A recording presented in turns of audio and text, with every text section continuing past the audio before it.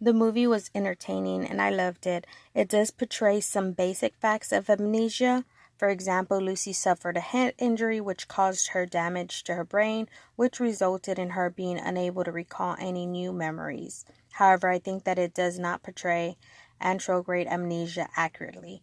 In the movie, Lucy suffers from Goldfield syndrome, which is a type of anterograde amnesia, which is the loss of memory after a head injury has occurred. Lucy's head injury makes her unable to recall new memories. For instance, the day after she meets Henry, she doesn't recognize him and believes he's a stranger. In an actual case of this, it would result in Lucy showing problems learning and retaining new information during the day. And in the movie, it portrays that when she goes to sleep, her memories erased. However, sleep should help consolidate new memories. Anterograde amnesia can also cause serious problems to a person's life if the condition is severe enough. It could interfere with simple conversations and tasks that take time to complete.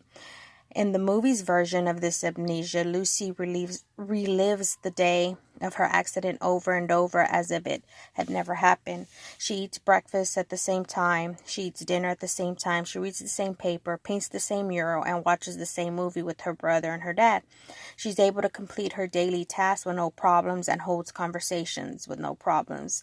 Another issue is when Henry finds that Lucy's been painting pictures of him. In the movie, Lucy says, "I don't know who you are, Henry, but I dream about you almost every night."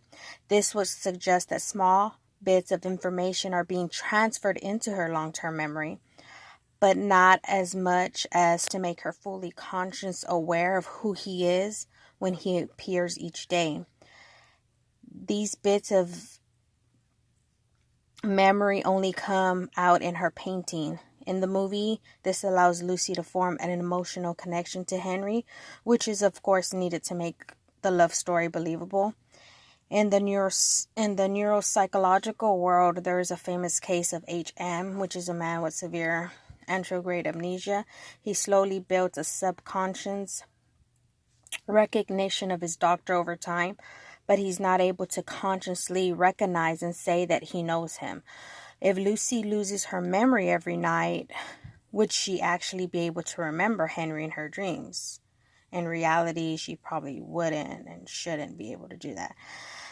According to what we've learned in class, the hippocampus in the brain controls the memory, which would have to be the area of the brain that Lucy had damaged in the accident in order for her to have impaired memory issues. However, as a fictional movie, 50 First Dates is a romantic comedy film that engages viewers through sympathy for Lucy and love for her and Henry as a couple. I don't think that this movie was intended to psychological inform you or to teach people about neuropsychological disorders.